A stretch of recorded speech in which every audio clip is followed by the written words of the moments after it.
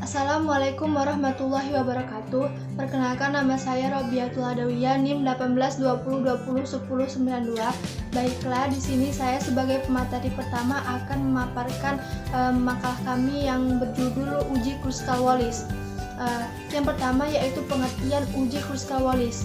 Uji Kruskal-Wallis ini merupakan uji non-parametrik yang digunakan untuk melihat ada atau tidaknya perbedaan signifikan antara dua variabel atau lebih.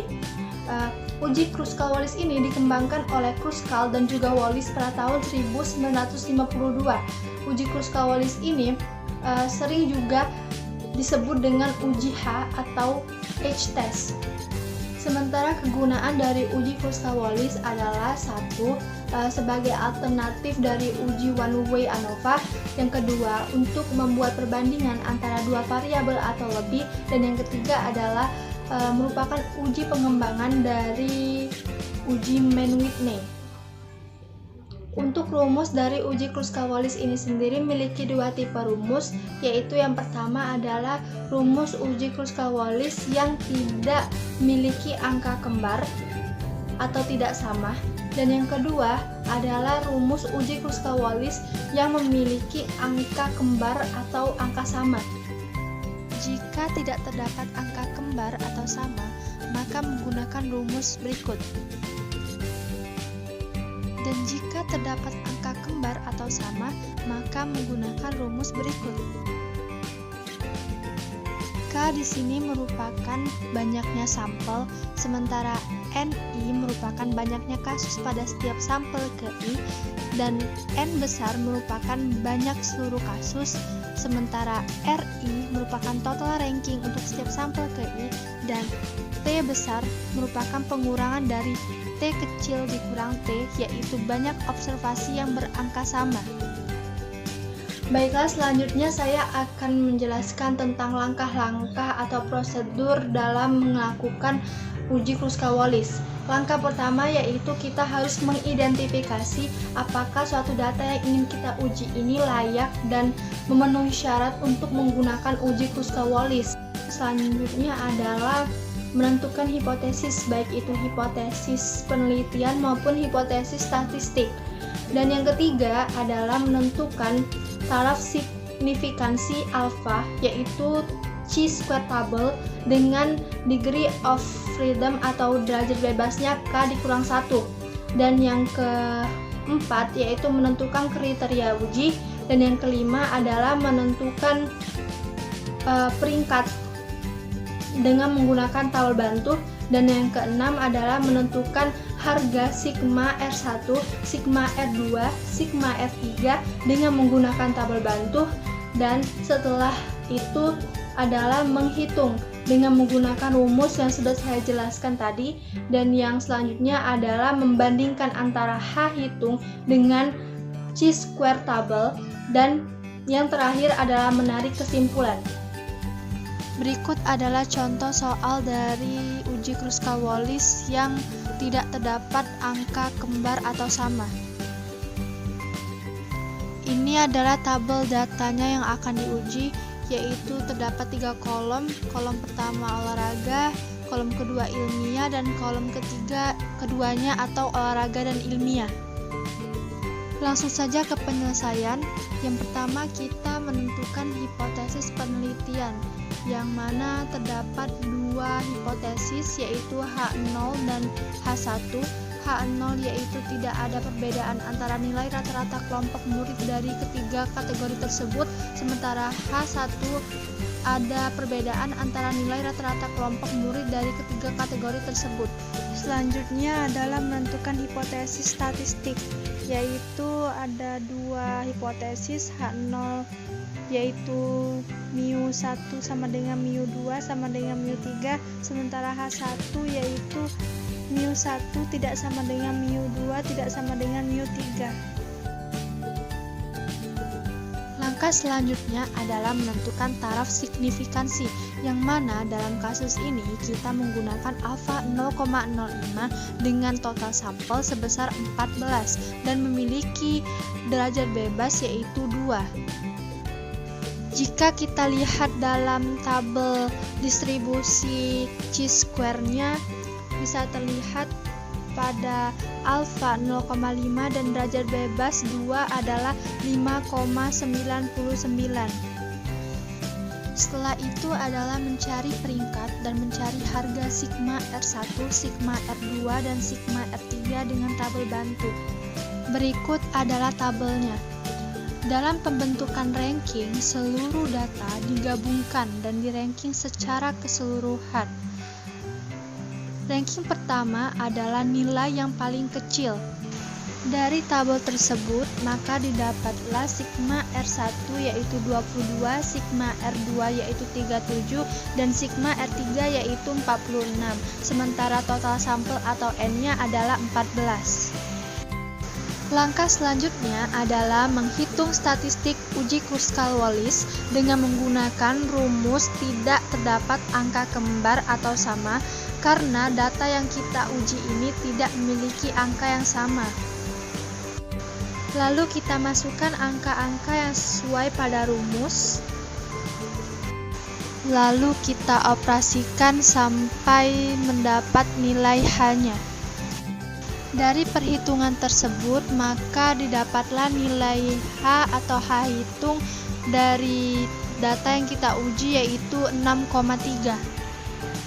Selanjutnya adalah membandingkan nilai H hitung dengan chi-square table. Dari hasil tersebut, maka dapat dibandingkan bahwa H hitung lebih besar atau sama dengan chi-square table dengan derajat bebas 2 yaitu 6,3 lebih besar dari 5,99. Langkah terakhir adalah menarik kesimpulan. Karena H hitung lebih besar dari chi-square table, maka H0 ditolak, yang artinya ada perbedaan antara nilai rata-rata kelompok murid dari ketiga kategori tersebut. Baiklah, itu saja yang dapat saya sampaikan. Wassalamualaikum warahmatullahi wabarakatuh. Assalamualaikum warahmatullahi wabarakatuh. Perkenalkan, saya Cici Megareta, pemateri kedua dari kelompok 12. Di sini saya akan melanjutkan materi dari Saudari Robiatul Adawiyah. Di sini saya akan menjelaskan tentang contoh soal mengenai observasi terdapat angka kembar atau sama. Misalnya pada contoh berikut ini. Nah, pada contoh soal berikut ini, Febri meneliti keefektifan dari 3 metode dalam pembelajaran matematika, yaitu metode A, B, dan C. Untuk itu, ia mengambil secara random nilai ujian akhir semester dari 60 orang siswa yang mewakili ketiga metode tersebut. Berikut datanya. Nah, di sini terdapat 3 metode, yaitu metode A yang terdiri dari 20 sampel, metode B yang terdiri dari 20 sampel, dan metode C juga terdiri dari 20 sampel. Jadi jumlah keseluruhan sampel yaitu 60 sampel. Nah, untuk mencari angka yang sama, kita urutkan terlebih dahulu antara keseluruhan yaitu metode A, B, dan C. Kita urutkan dari nilai yang terkecil sampai yang terbesar. Setelah itu baru kita beri ranking pada masing-masing skor. Berikut urutan nilainya dari yang terkecil sampai yang terbesar.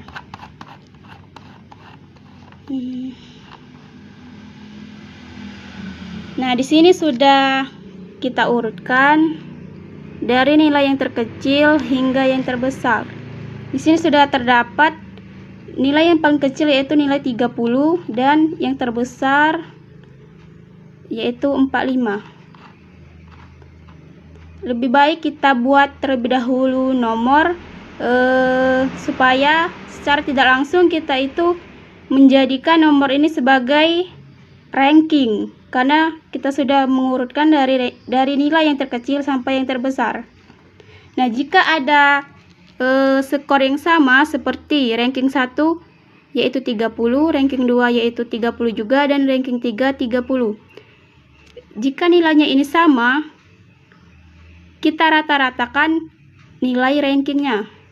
Ini kan ranking 1 sama skornya, ranking 2 juga sama, dan ranking 3 juga sama. jika skornya sama berarti rankingnya itu juga sama. Jadi kita rata-ratakan, kita tambah 1 ditambah 2 ditambah 3 seperti ini.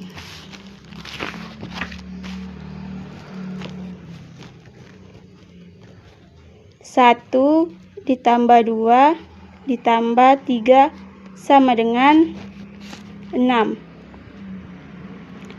Karena skor yang samanya itu ada 3, jadi kita bagi dengan 3 juga, yaitu 6 dibagi 3 sama dengan 2. Jadi didapatlah ranking 30 itu adalah 2, bukannya 1, 2 atau 3. Selanjutnya seperti itu juga untuk skor 31.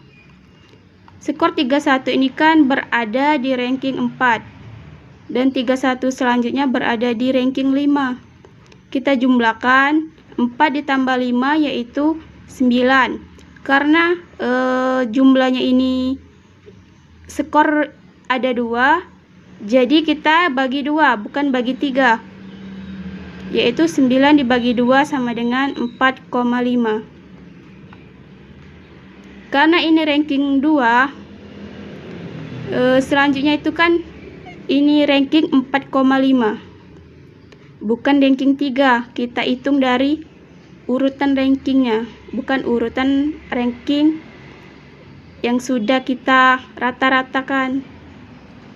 Nah, untuk itu selanjutnya skor 32 itu memiliki kesamaan sebanyak 1, 2, 3, 4, 5. Berarti kita jumlahkan ranking yang sama. Ini kan 32 yang pertama itu terdapat di ranking 6, ranking 7, 8, 9, 10. Kita jumlahkan 6 ditambah 7 ditambah 8 ditambah 9 ditambah 10. Nah, ketika sudah dapat hasilnya, kita bagi dengan banyaknya jumlah skor yang sama. Karena 32 ini jumlahnya ada 5, jadi kita bagi 5. 6 ditambah 7 ditambah 8 ditambah 9 ditambah 10. Setelah dapat jumlahnya, kita bagi dengan 5. Dan itu hasilnya adalah 8. Jadi untuk skor 32 mendapati ranking ke-8. Begitu juga dengan nilai-nilai selanjutnya, kita cari seperti itu juga. Untuk yang sendirian itu seperti skor 43, ini kan tidak ada yang sama, jadi kita tetap tulis ranking 57, itu tidak kita rata-ratakan. Seperti juga yang terakhir yaitu 45, mendapati ranking ke-60. Nah, ketika semua skor telah diurutkan dan diberi ranking, maka kita pindahkan ke tabel seperti contoh ini, di mana masing-masing kita golongkan metode A skornya 37, 38, 39 dan sampai ke 40. Dan juga metode B dengan skor 35, 30 sampai ke 34. Metode C dengan skor 34, 40, 32 sampai ke skor 37. Kita pindahkan ranking yang telah kita cari tadi, di mana pada metode A ini skor 37 mendapati ranking ke-29. Pada skor ke-38 mendapati ranking ke-32,5. Dan pada skor 39 mendapati ranking ke-36. Sampai dengan terakhir yaitu skor ke-40 mendapati ranking ke-41,5. Begitu juga dengan metode B, skor 35 mendapati ranking ke-22, skor 30 mendapati ranking ke-2. Dan juga metode C, skor ke-34 mendapati ranking ke-16,5, skor ke-40 mendapati 41,5. Di mana untuk mencari R1, yaitu kita anggap R1 itu di metode A, kita jumlahkan seluruh ranking, di mana 29 ditambah 32,5 ditambah 36 ditambah 26 sampai ke ditambah 41,5. Dan itu hasilnya 797. Untuk ranking pada metode B juga seperti itu, kita jumlahkan. Dari 22 ditambah 2 ditambah 22 ditambah 26 sampai ditambah 16,5, yaitu hasilnya 417,5. Dan metode C juga seperti itu. Untuk rankingnya, ini ranking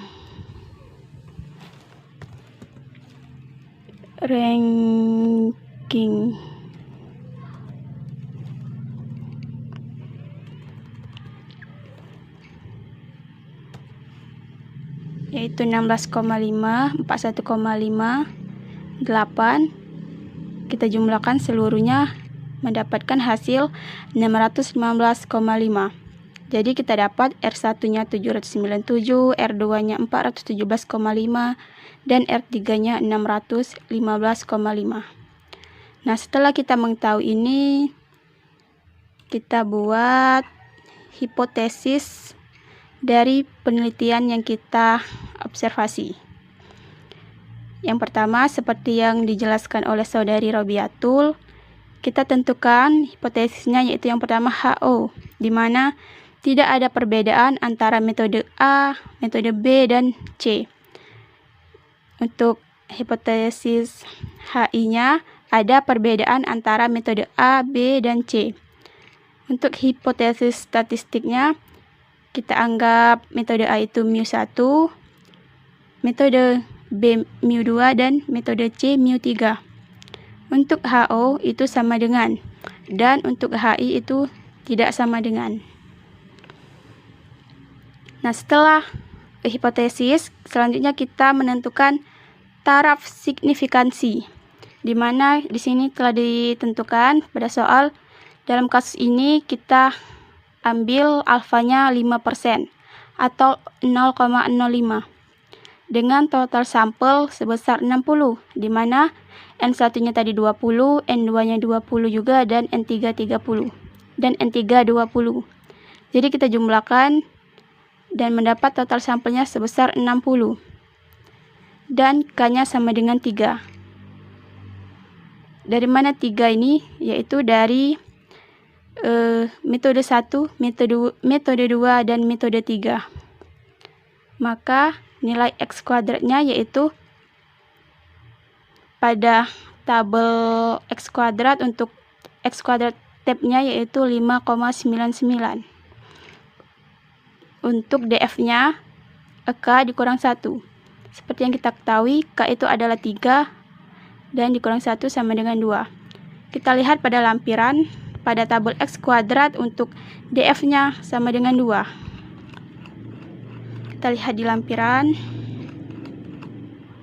Nah, untuk 0,05 DF-nya 2 itu berada di 5,99. Nah, setelah kita dapat taraf signifikansinya, selanjutnya kita ke tahap kriteria uji, di mana jika HO-nya ditolak, maka H hitungnya itu lebih besar dari X kuadrat tabel, yang mana DF-nya itu K kurang 1. Dan jika HO-nya diterima, maka H hitungnya itu lebih kecil dari X tabel, di mana DF-nya itu X min 1. Setelah itu kita mencari peringkat dan mencari harga sigma R1, sigma R2, sigma R3, di mana sudah saya jelaskan tadi. Kita mendapati rankingnya itu kita urutkan terlebih dahulu datanya seperti yang saya jelaskan tadi, dan juga untuk R1-nya kita jumlahkan. Ranking pada metode A itu dapat 791, ranking pada metode B 417,5, ranking pada metode C yaitu 615,5. Nah, langkah selanjutnya itu menghitung statistik uji Kruskal-Wallis, di mana rumusnya ini yaitu H sama dengan 12 per N dalam kurung N ditambah 1 sigma RI kuadrat per NI. dikurang 3 dikali N ditambah 1 dibagi 1 dikurang sigma T per N pangkat 3 dikurang N, di mana N ini adalah jumlah keseluruhan sampel yaitu 60 dan R ini yaitu R pada masing-masing sampel, di mana sudah saya jelaskan tadi. Kita mendapati untuk metode 1 atau RI1 itu 797. Kita kuadratkan. Untuk N-nya itu sudah kita ketahui masing-masingnya 20. Kita masukkan nilainya 12. Untuk N-nya 60. 60 tambah 1 sama dengan 61. Untuk RI1-nya 792 pangkat 2. RI2-nya 417,5 pangkat 2. R3-nya 615,5 pangkat 2.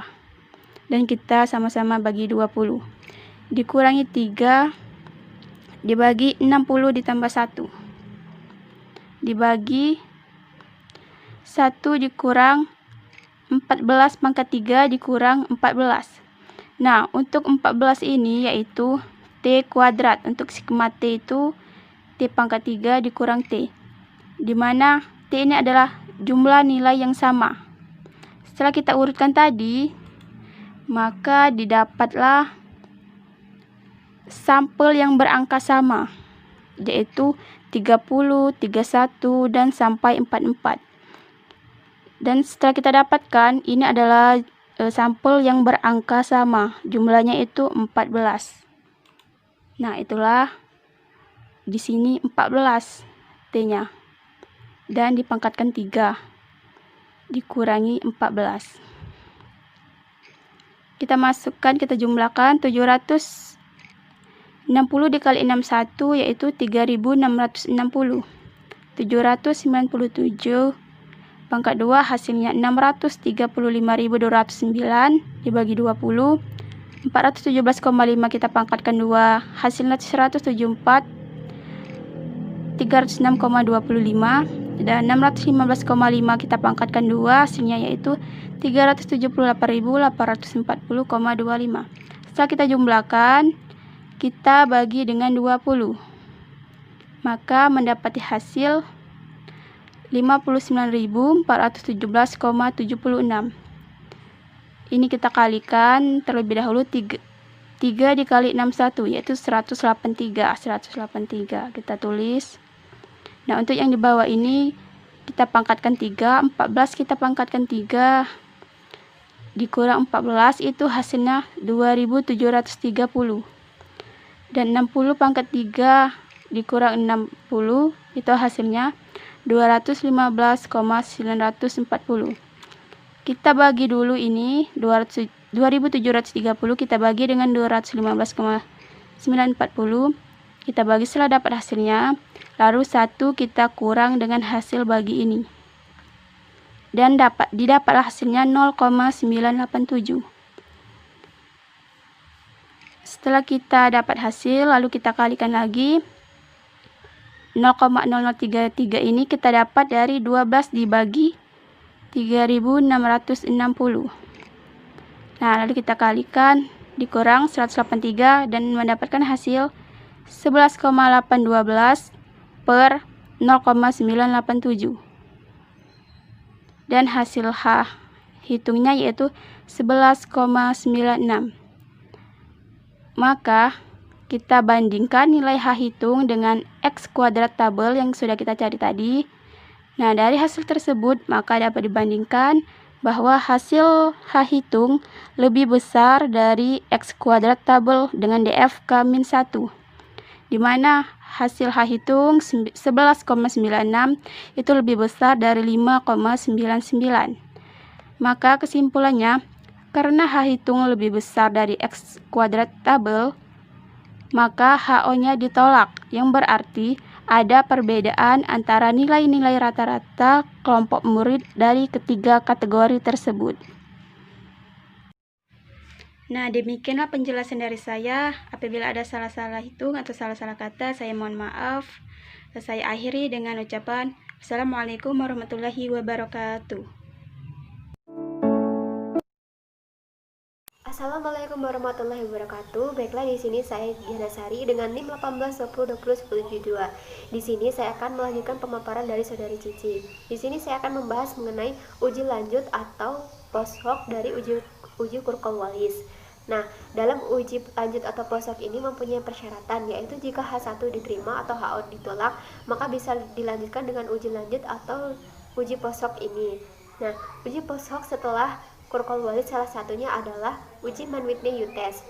Nah, jadi setelah kita menggunakan uji lanjut, di sini kita akan menggunakan uji Mann-Whitney U-test. Nah, dengan uji ini kita bisa menilai antara kategori apakah ada perbedaan signifikan. Nah, rumus yang kita gunakan dalam uji lanjut ini yaitu U1 sama dengan N1 dikali N2 plus N1 dalam kurung N1 plus 1 dibagi 2 diambil R1. Dan begitu pun juga dengan U2 yaitu N1 dikali N2 plus N2 dalam kurung N2 plus dengan U2. Bedanya di sini menggunakan dalam akhirnya itu pengurangan dengan nilai R2. Nah, langsung saja kita masuk ke dalam contoh penggunaan post-hoc uji Kurkol-Wallis ini. Nah, dari contohnya yaitu dari hasil hipotetis contoh pertama diperoleh kesimpulan HO ditolak dari contoh yang telah dijelaskan dari Saudari Cici Titi. Artinya ada perbedaan yang signifikan pada nilai siswa dari ketiga minat, sehingga perlu dilakukan uji lanjut untuk mengetahui nilai mana yang berbeda atau lebih baik atau lebih buruk. Nah, di sini kita akan membahas mengenai uji lanjut uji Mann-Whitney. Nah, di sini bisa teman-teman lihat di uji Mann-Whitney telah di halaman 12 di sini minat olahraga versus minat ilmiah. Nah, di sini langkah pertama yang kita tentukan yaitu menentukan hipotesis penelitian. Yang pertama yaitu H0 sama dengan tidak ada perbedaan antara nilai rata-rata kelompok murid antara nilai siswa minat olahraga dan minat ilmiah. Yang H1 sama dengan ada perbedaan antara nilai rata-rata kelompok murid antara nilai siswa minat olahraga dan minat ilmiah. Yang selanjutnya yaitu kita menentukan hipotesis statistik. Bisa teman-teman lihat H0 sama dengan U1 sama dengan U2. Kemudian H1 sama dengan U1 tidak sama dengan U2. Selanjutnya yaitu kita menentukan taraf signifikansi. Dalam kasus ini kita juga menggunakan alfa 0,5 di mana N1 sama dengan 5, N2 sama dengan 5. Maka nilai U tabel sama dengan 0,05 sama dengan 5 adalah 2. Kriteria uji yaitu HO ditolak jika U hitung kurang lebih dari U tabel. Kemudian HO diterima jika U hitung lebih dari U tabel. Yang selanjutnya langkah kita lakukan yaitu mencari peringkat dan mencari harga sigma R1 dan sigma R2 dengan tabel bantu. Dalam pembentukan ranking seluruh data digabungkan dan di-ranking secara keseluruhan. Jadi di sini kita membuat tabel. Di sini terdapat angka dari olahraga dan ilmiah. Lalu kita membuat ranking dari olahraga dan ilmiah tadi. Lalu kita jumlahkan sigma dari R1, kemudian kita jumlahkan dengan sigma R2. Yang selanjutnya itu perhitungan dari tabel di atas diperoleh R1 sama dengan R21 dan R2 sama dengan 34. Maka nilai U diperoleh dengan perhitungan. Kita bisa memasukkan rumus U1 tadi yang telah dijelaskan pada awal, lalu kita masukkan nilai per nilai, lalu kita nanti mendapat hasil U1 dan U2.